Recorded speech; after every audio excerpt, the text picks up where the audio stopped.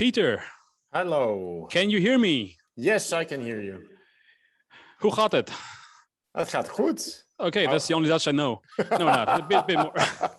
Okay, I know a little bit more German than that. Okay, that's good. But I think your presentation will be in English. Am I right? I'm right, because if I do it in German, I think you will all laugh at me because. Okay.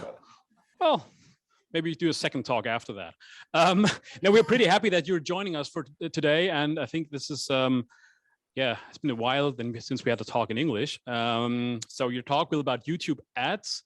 I know the contact, you were in touch with Lars, as far as I know. Mm-hmm. And you have a YouTube agency located in Amsterdam and Cologne, right? Yes, yeah, that's correct. We just opened an office in Cologne. Actually, we have a headquarters in Amsterdam, and we're looking to see if we also can go to Sweden, but that's another story. Right. And my presentation will go for YouTube for brands. So not only about advertising, also about organic performance. Cool. Yeah, we're excited about that. I think stage is yours. You can start your presentation. Afterwards, we'll just have some little time for some questions. So shoot them out if you have some questions afterwards. And yeah, I think we're good to go. Okay. I think the most asked question during Corona, at least in the Dutch part of the world. Can you see my screen? Yes, we can. Okay. Okay. Well, thanks again. My name is Peter, as we call it in Dutch. Peter Minkjan. Peter Minkjan. I will. Sorry, to interrupt you. I will mute myself. If there's anything happening, I will just be back with audio. I'll be shouting. Okay. Perfect. Cool. I won't see you anymore. But today I'm going to talk about YouTube marketing, how to succeed at YouTube as a brand in 2021, or hopefully also beyond. Otherwise, it would be very short. Oh. So that's my face, and I'm co-founder of 5pm or Team5pm, a YouTube agency. We're based in Amsterdam. Of course, everybody who has an agency uses this kind of slides with all their great brands they're working for. Hopefully you know some, otherwise they're Dutch, but they're also really great. But what we do, we are a specialized YouTube agency because we worked at RTL or RTL, so the German broadcaster, also really active in the Netherlands with television and YouTube. And we worked at the multi-channel network over there. We were 4 founders, and we thought, okay, a lot of other publishers and other brands ask us to help them also with YouTube marketing. Okay, we thought we are a front runner in that position, and we had a discussion with RTL. Okay, can we help other publishers as well? And they said no. Okay, in that case, we started our own agency. That's in 2018. And what we do is only solely focusing on YouTube marketing, and we help marketeers with quality attention for their content. So on organic, on paid, so reach and influence. That's in short what we do. And we just opened an office in Germany as well. So Amsterdam is our headquarters. I'm not in the Amsterdam office. I was until 2 hours ago, but just today we had Wi-Fi connection problems. So that's the reason why I'm in Utrecht, only 30 kilometers away. But and we're in Cologne also because we hopefully can also attract some German clients.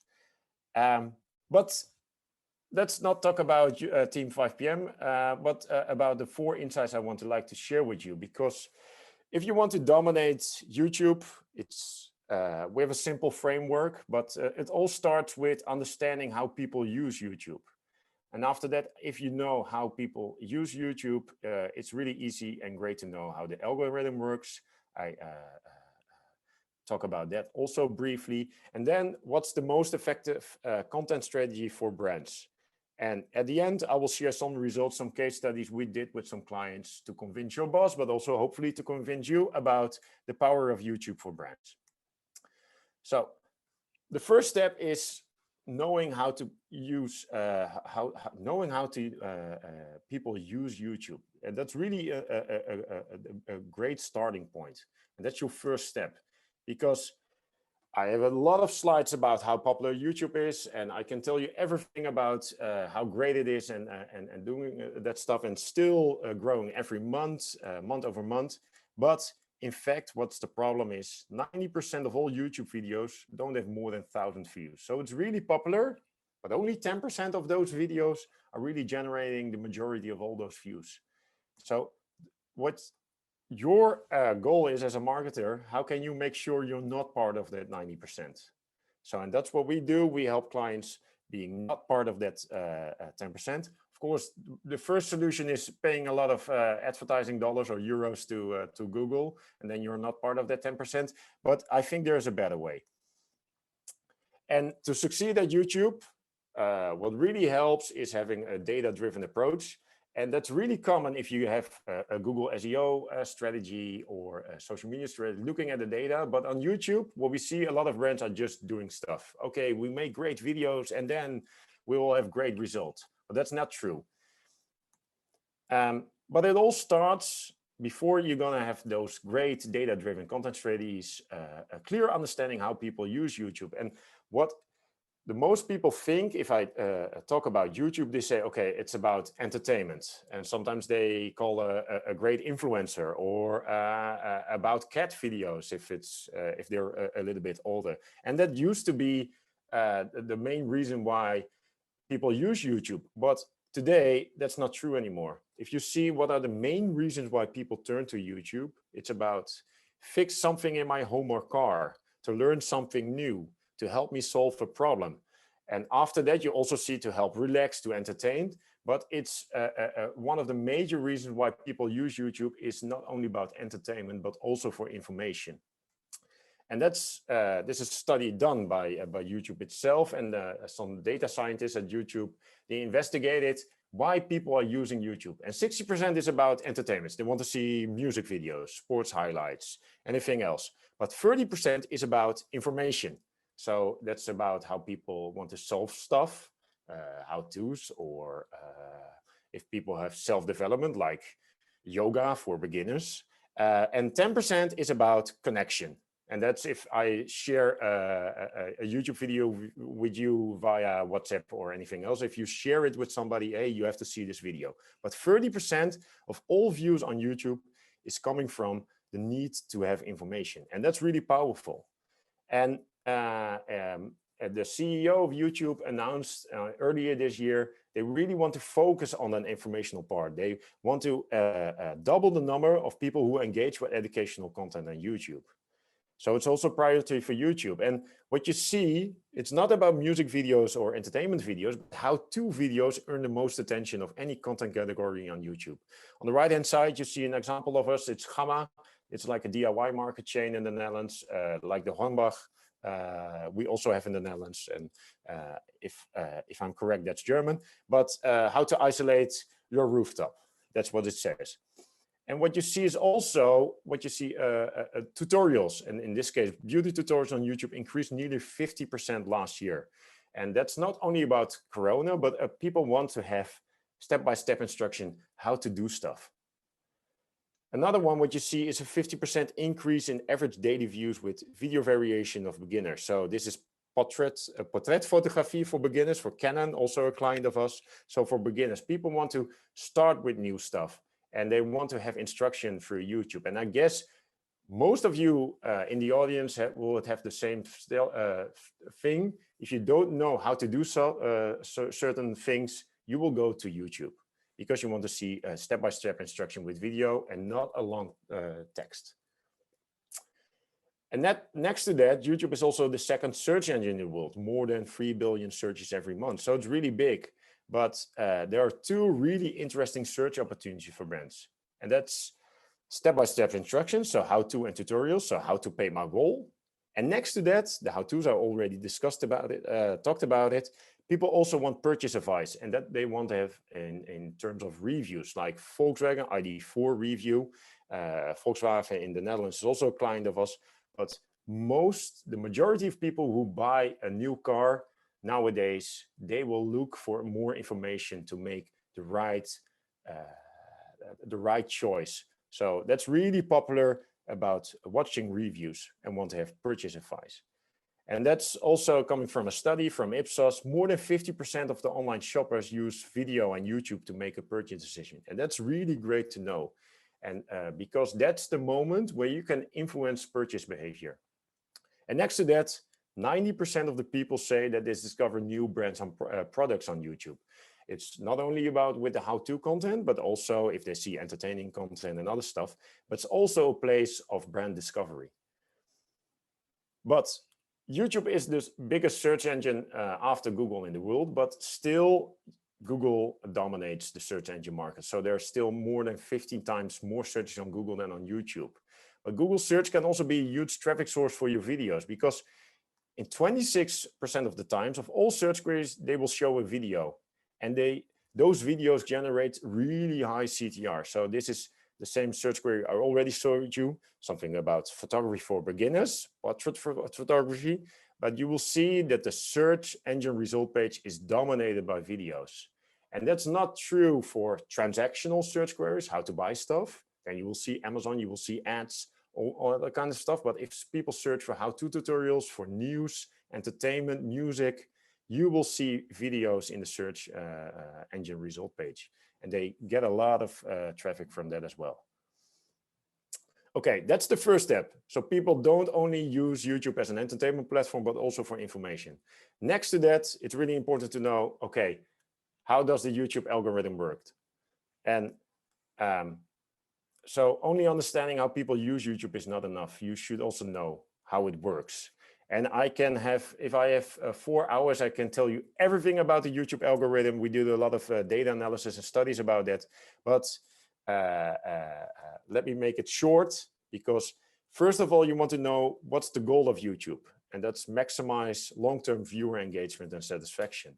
And the way they want to reach that is to predict which videos they want to see. So based on your personal preferences, they predict other videos to you than for me, but and take a lot of performance data and they mix it and they make predictions from what kind of videos you want to see. But okay, but I only have 20 minutes, so make it short. The YouTube algorithm in a nutshell rewards videos where people click on and watch longer too.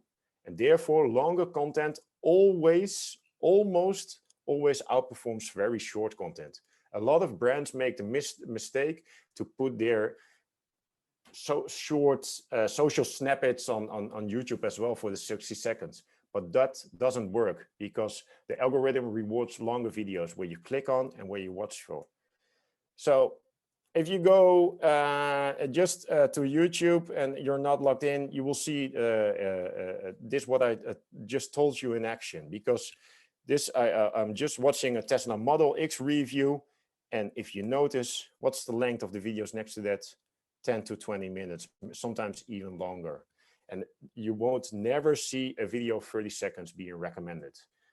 Nowadays in YouTube Shorts, but that's a different story. I'm not going to tell about that one. But normal videos, regular videos, most of the times there will be longer videos which will be recommended. And we did an analysis. What's the perfect length of all the Dutch YouTube videos uploaded in 2020? And you will see the same. From 10 to 20 minutes is the best performing length. So more than 10 minutes generate more views. And they also generate more engagement. And we see the same in other markets as well. Sometimes it starts at 8 minutes, 10 minutes, 12 minutes. But all you will see that 10 minutes on general is the best length. And then, okay, maybe now you think, okay, I would just need to make longer videos. But don't make longer videos just because of the length, but because focus on keeping the audience engaged instead. Take as long as your story needs. If you have a how-to video with only 3 steps and you can tell it in 2 minutes, do it in 2 minutes. But if you can make it interesting and longer, go for that one. So, but on general, longer videos outperform shorter videos, and try to have a minimum of 2.5 to 3 minutes for your YouTube videos. And that's a different ball game than on Instagram or on TikTok, where really those short, snappy videos will work. On YouTube, keep your audience engaged, make it longer as possible. Okay, now you know how people use YouTube, then you know how the algorithm works, and now you have to apply this. How to apply this to a content strategy which works great for your brand and great for your audience. But so how can you apply this knowledge in a successful content strategy? And this is a question we get a lot from our clients. Okay, what kind of videos we need to make? And first, I'm going to tell you everything about what I just told to the client, and then ask, what's a successful content strategy for you? Most of, okay, when it's entertaining, when people watch for it. But for brands, I think you have to focus on one point, and one point only, and that is if a successful content strategy for brand influences purchase behavior, directly or indirectly. Most of the times, YouTube is an indirect conversion mechanism. People won't click on YouTube, go to the to Amazon and buy all the stuff. Most of the time, like I told you with car reviews, they will watch videos, it will influence his purchase decisions, and later they will make the decision in the e-commerce part. But it's an assisting conversion platform. But a successful content strategy needs to influence purchase behavior, or at least that's what you're trying for. And then I can tell you all about content strategy, about Hero Hub help model, but we have a really simple model, and that's based on two axes. First, you have time-sensitive content. So if it's only relevant today, tomorrow, or next week, but after that, not anymore. Or you have the evergreen content, which will be relevant for the next couple of years even. We have clients where old videos of 6 years perform really well and generate more than 1 million views on a yearly basis, because it's evergreen. It doesn't get old. And next to that, you have the axis on entertainment versus informing. And information is something different than boring. Don't go for boring videos. You have to also entertain. But if it's purely for entertainment, or is this something also people need to learn about it? And then you have different content strategy. And I asked my German colleague to come up with some great German examples. I haven't watched them. But if you have the entertainment and the evergreen, and people told me this is really big in Germany, the 19th Geburtstag, dinner for one, something with dinner for one. That's really great in your country, not in ours. So I'm sorry. Or the TV Total integrations check, also entertaining content, it's evergreen. If you're not watching it today, but next week, it doesn't matter, it's great content. Then you also have the time-sensitive entertaining content. So like this is from ZDF or a football highlight. What you will see, people watch for highlights mostly in 24 to 84 hours after the game has gone, other than classic matches. So, but if the majority of the people won't watch these kind of videos after 2 weeks. And then you have also a time-sensitive but information, so more on the news and the current affairs. So also the majority of the people will watch this in the first 48 hours. But then you have another one, and that's evergreen and information. And that's really great. This is from Adak. If you have an how-to, or if you have a product review, you will watch it whenever it suits you, whenever you will need the instruction, whenever you want purchase advice from it. And this can have the shelf life of these kinds of videos. It's much longer than 24 to 48 hours. This can be months, for years, and it can generate more views and influences purchase behavior. So in general, and I think you will know where I'm going, because the best content strategy, my tip, focus on evergreen content and informational content, just for brands. Because the most effective content strategy for most brands is focusing on those kinds of content, gets the highest ROI. And then you will talk about formats. Most of the times that's how-to tutorials or product reviews. Kind of boring. Sometimes I get, okay, this is really boring, but it's really effective as hell. And then also, you want to invest after this. I can totally imagine. You think, okay, that crazy Dutch guy talks about how-to tutorials, product reviews. I want to do it, but I need to convince my boss. The impact of this strategy, okay. But the impact of YouTube on brands goes beyond the amount of reach, clicks, and views, but the attention it will generate affects also the heart, mind, and hopefully also your market share. So it goes about your knowledge, your attitude, and your behavior. I have some examples. First of all, we did a great research with Gamma, the DIY chain, and we did a lot of questions. Okay, when are people watching how-tos? And contrary to most popular belief, it's not after people bought it, but 52% watched an how-to tutorial from Gamma before they started the project, so they need to buy all the products itself, 24% during the project, so 67% of all the products purchase, you can still influence. And then we did a research, a brand effect measurement, as we call it. It's a great case study. I won't bother you with it. We had more than 1 million views, and they're all ranked really high. No, we're not going to share that one. I'm sorry. But we also investigated if there's a difference between the people who watch the videos, so the test group versus the control group, also DIYers who haven't saw these kinds of how-to tutorials. And we saw a huge increase in purchase intent, in the net promoter score, and ambassadorship. And that's really what convinced the marketing manager of Gamma to invest more in how-to content. He's really about helping as a marketing strategy. But if people watch those kinds of how-tos, they're more likely to buy in your store. And we have another case study, and that's about Hyundai in the Netherlands. Already mentioned about the 60, 30, and 10% about how people use, but there was another implication of the research. People also need product reviews. They want product reviews from the manufacturer itself to explain all the details about the product and service. So this is about the Ioniq 5. Of course, you will all drive German cars. In Netherlands, we don't have our own car brand, so we also drive in those other countries where they're coming from. But Hyundai used this insight to generate extensive product reviews. Okay, how to connect my electric car? What kind of, how does the interior look like? How does the exterior look like? All those kinds of stuff. We did it with data research where people watch to, and we helped them with research, production, and distribution.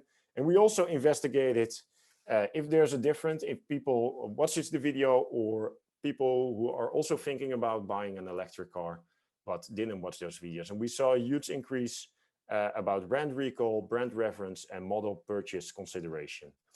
So hopefully this can maybe convince you a bit more about kind of boring, maybe a boring content strategy, but really an effective content strategy. Focus on helping your audience. So first of all, understand the platform. Second, help your audience. Third, hopefully also go for influencing your purchase behavior. And that's ultimately, I think, your goal as a marketeer. So, and that's 57 slides in 20 minutes plus. Thanks for your attention. Any questions? Hopefully you're still hearing me. Otherwise, you're just drinking beer. I can't see it. There's also a great way to spend your evening. But if there are any questions, please let me know.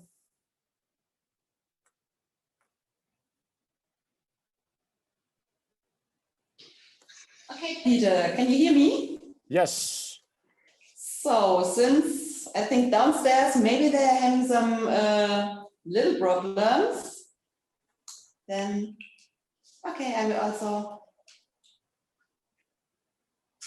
sorry, I will start my, yeah, so you can see me. Yeah. It was not planned, but, okay. So from my side, thank you very much. And I think now Timo will take over again. Yeah, thanks, Peter, for your talk, and thanks, Julia, for for joining from upstairs. Yeah, it was really cool. I think there's one outcome of Corona that we can integrate people from all over the world somewhere into our nmfka, which is kind of cool. Thanks for your presentation. It was really nice. And I hope that we'll meet in person, probably in Cologne office when we do events there, and the other guys from Cologne as well, the marketing monsters, are looking forward to meet you there and do some exchange about YouTube and YouTube ads. Are there any questions? I might repeat it. There's one question. Yes, please. I just repeat it to the microphone then. Yeah. What does the company name mean? I had the same question. What does your company name come from? 5 p.m. This when you stop working, or what does that mean? Well, on Friday it certainly does, but no, at 5 p.m. There was a great analysis of the best time to publish on YouTube, and in the Netherlands that was 5 p.m. That doesn't hold true for all kind of content categories, but we're sitting in a bar shouting some kind of names about YouTube and how to name our audience, and then 5 p.m. And it's also a great time to start your weekend. So that's the main reason why it's called 5 p.m. or Team 5 p.m. That makes totally sense. Yeah. All right. Are there any other questions? here. Maybe I think I have. Yeah, there's one question. Yeah, I have a question to Peter. Because I think, sorry, with the mask. Because I think when you have clients, it's kind of hard to prove the success of these campaigns, right? Yeah. Because they might argue that it's a seasonal effect or stuff like that. Is there any way to prove that, you know, your campaign has influenced their results? Well, that's one of the most important questions we got from our clients. Okay, can you prove about the effectiveness of your campaigns? And that's the reason why we hired a market researcher. And we are also consulting, and he's doing those brand effect measurements. And we have a professor of the University of Amsterdam helping him with that, to do those kinds of market research. But this is the same effect like you normally on general measure the effectiveness of your campaigns with control and test groups. And now we're also working with eye tracking and neuroscience to improve the effectiveness of those attention. But those are the most common stuff we did to prove the effectiveness. But what's really important to know that the effect and the impact of YouTube is mostly indirect. So in Google Analytics, you won't see a lot of referring traffic on YouTube. Social media is better for that. Search engine marketing even more better. So the indirect effect hopefully is proven by these kinds of researches. Okay, cool. Thanks, Peter. More questions? Shout them out. There's one question. I don't know if there's something from Slack. I have a question. Is there, kind of a budget you would recommend for like a medium-sized company? Is it hard to tell what to invest for YouTube in general, in YouTube videos, and what are the most common questions you get from the clients as well? What kind of content do I need to make? So, yeah. What kind of content? How should my budget look like? Yeah. Well, what's really important to know is that you don't have to produce TV-like content. So the budgets are lower, and people don't expect that from YouTube. And they have a big study done. What is really important? It needs to relate to the passions of people. That's the reason why they go to YouTube. And it needs to answer and fulfill their informational needs. So if you're an expert about a certain topic, don't mind that it's not TV-like content, but try to produce those how-tos or those product reviews in your way, on your authentic way, and it can convince people as well. It doesn't have to have a big budget. Of course, we also work with really big budgets. You saw some clients, and they're really used to do that.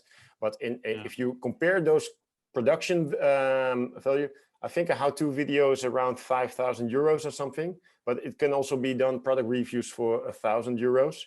But it all depends. If there are companies where we have an e-commerce store with their own in-company studio, and they produce product reviews twice a week, and we help them with advice, it's really low budget. So it's really hard. Okay, how much does a video cost? I can't say you in general. It depends, but sure. It doesn't have to be a really big budgets. But in general, it's more expensive than just writing a blog post.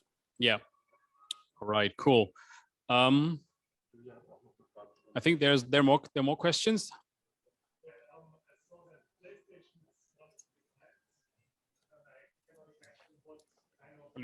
I would just give you the microphone. I think that will just hold it for you. I think that's easier.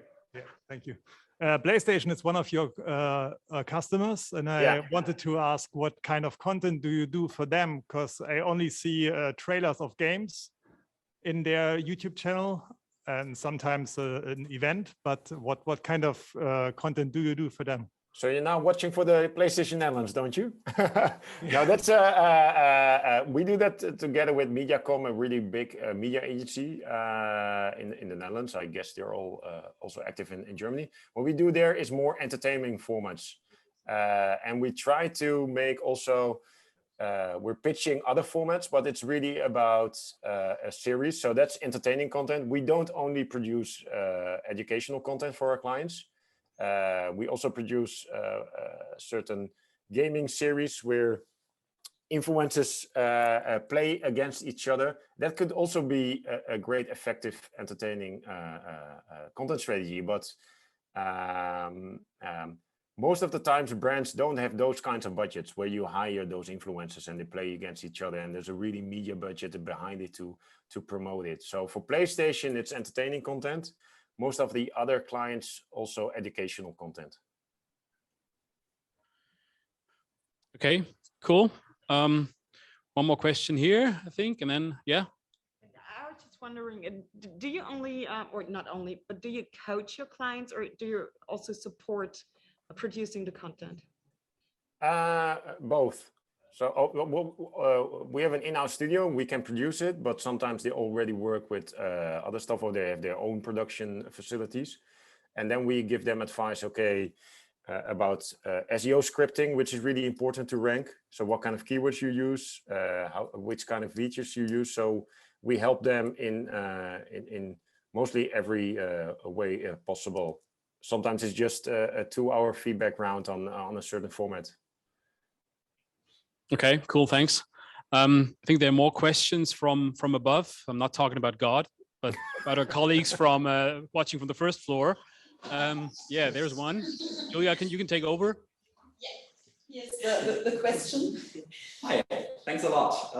My question is, what would you recommend for a startup that's just starting out, so no established following, that wants to grow an audience in terms of followers or subscribers, and not so much views in particular? Okay. Is there a certain topic where you're the expert on? Because that can also help. Well, in our case, it's sort of personal finance. To give the Yeah. What you can do is also try to mirror the content strategy of other really creators in that field and see what works for them. And try if you can have your own angle and make it better or longer and better and anything else. Another great starting point could be just, we do a lot of data research, but if you want to do it just in 5 minutes, type in something where you care about, see what kind of suggestions YouTube will give you, and see, take a look at the top 3 results and see if you can do it better. If you have a better thumbnail, that would be most of the times you can already compete on that. Make it a better title. Or sometimes what we see in German or in Holland, we see a lot of English videos popping up. So a lot of people search in Dutch, but they will see English videos popping up. So you can make a Dutch video about it. And check in Google as well if Google shows videos, and then that's an interesting topic. And then you can combine those search volume and view volume data to a kind of popularity score and make start from that. And what's really important to know, it takes a couple of months before you see the results. So if you want to have fast results, go to TikTok. Then you will see viral reach enormous, but you have to build it steadily. And most of the times, if you're starting from 0, it takes 1, 2, 3 months before you see those results. But if you go push it through and know that it's going to pay off, after those a couple of months, after you've panicked for the first 3 months, then you will see those results. So don't panic. Try to see if you can do your own research. Otherwise, call us. But try to relate to your audience. What are their questions? What are their topics they want to talk about? And try to answer them and help them. All right, thanks a lot. And thank you. I will just take over again because downstairs left. I saw it. Yeah, I think it was just an accident. And but I can ask here again. Is here another question? No, thank you. Okay. Ah, okay. The laptop is offline. Okay. But after 50 minutes, it's time for a break anyway. So It's 5 p.m. now for the laptop. Yeah. 5 p.m. Okay. So I don't know if there were more questions downstairs, but you will give us the presentation and we can Yeah. share. I will share you the PDF and the download link. So I've just changed something 5 minutes before the presentation. Also, I'll share the latest one with you. Great. Then, yeah, we can, if someone has still questions, he can just get in touch with you. I think we talked. Just give us I will my contact details with it, team5pm.com and Peter Team5pm. So if there are any questions, they can contact me directly, and otherwise just check out the presentation. Hopefully enjoy it. So and you too. Well, thanks for having me. I think it's a great opportunity to talk to a foreign audience for someone from the Netherlands. But really, thanks, and enjoy your evening and enjoy your new office. Thank you, Peter, for your time.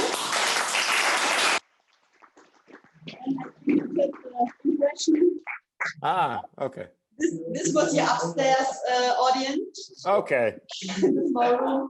Yeah. So thank you. Have a nice evening, and hopefully see you soon in Cologne, maybe. Okay. Yeah. Okay. We'll see. Hopefully, this winter we don't have any corona. Hopefully, or with the corona. We'll see. Okay. Enjoy your evening. Talk to you. Thank you. Bye-bye. Bye.